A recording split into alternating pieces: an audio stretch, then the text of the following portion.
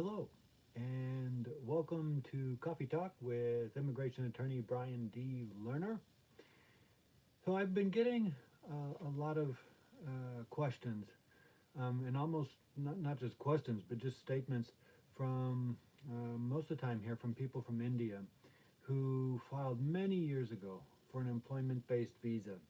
And they filed under what is known as EB2. And EB2 is employment based second preference. That means that they have at least a master's degree, and the job that eventually they will work at requires the use of a master's degree. Now, normally it takes many years for the visa number to become current, and normally an EB2, which is more difficult to get than an EB3, takes shorter. But recently from India, there are so many people coming from India with higher educations and master's degrees that actually the EB2 now has taken a backseat and takes longer for the visa number to become current than an EB3. Now, an EB3 is where you either have a college degree, being just a bachelor's, or you have 2 years experience in which the job requires. Now, the questions so let me just make sure you're clear on the setup here. There's EB2 and EB3, and what's happening in India is now the wait list for EB2 is taking longer than for EB3. Okay, and so what's happening is these people who filed many years ago, they're sending me their a question. They're going, I want to convert my EB2 to an EB3. Can you tell me the procedures? Okay. And they just assume that they can just snap their fingers and switch employment preference on a dime, and then all of a sudden get the faster visa preference category of EB3 than EB2. And I keep responding that you cannot do that. You cannot just convert an EB2 to an EB3. And so I thought I would explain in a little more detail as to why. So there's a basic understanding of why that's impossible to do and why it doesn't make sense that you think you can do it. So a typical employment-based preference uh, for EB2 or EB3 has three main parts, okay? And the first part is what's called the PERM, okay, PERM. And the PERM, for all intents purposes, I mean, there's lots of stuff that has to be done. It takes 6 months to go through, and there's multiple different procedures. But the bottom line with the PERM is it shows that there's no available U.S. workers for the job. Okay, that's what the PERM shows. And we'll come back to this. The I-140 is the second step. So after the PERM's been approved, which shows there's no available U.S. workers for the job, the I-140 is a petition, takes another 6 months or a year, and that shows that the employee, the person who is wanting to work and get the green card based on employment-based preference, is qualified for the position. Okay? And then the third phase, if you're outside the country, it's called consulate processing to get the green card. And if you're inside the country, it's called adjustment of status. So for all intents purposes now, let's not worry about the third process, because that doesn't really matter here as to my explanation. It's the first process and the second process. So let's start with the first process, which is PERM. Why can you not just switch EB2 and EB3 to EB3? Well, with a PERM, the whole crux of it is the education that's required, the experience that's required, the job duties, all of that. It's all intertwined. Now, if the job requires a master's degree, then the description on the PERM more or less, will be, let's just pretend it's like a master's in biomedical engineering that's required. So it'll say, we need to have a master's in biomedical engineering.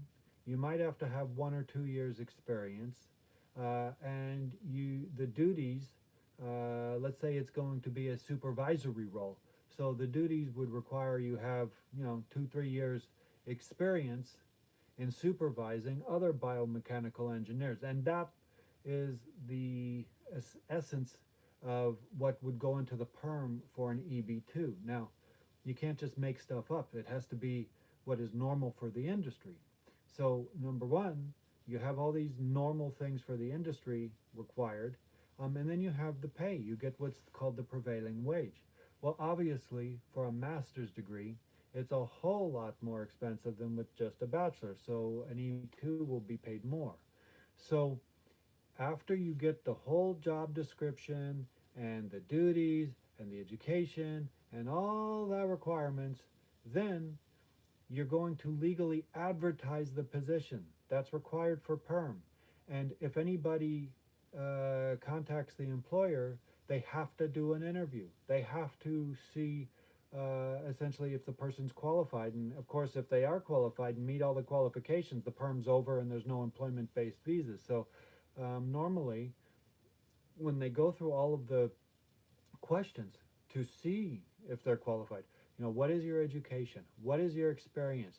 What jobs have you worked on? I mean, they just go through the whole PERM description, and normally there's something that the person doesn't qualify for.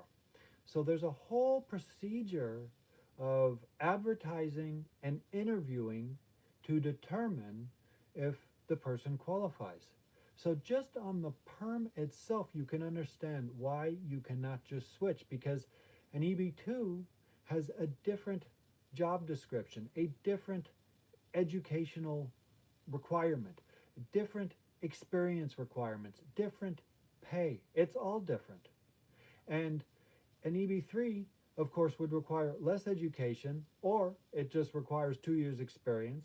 The job itself doesn't require a master's degree, and the pay is going to be lower. So the people applying will be different.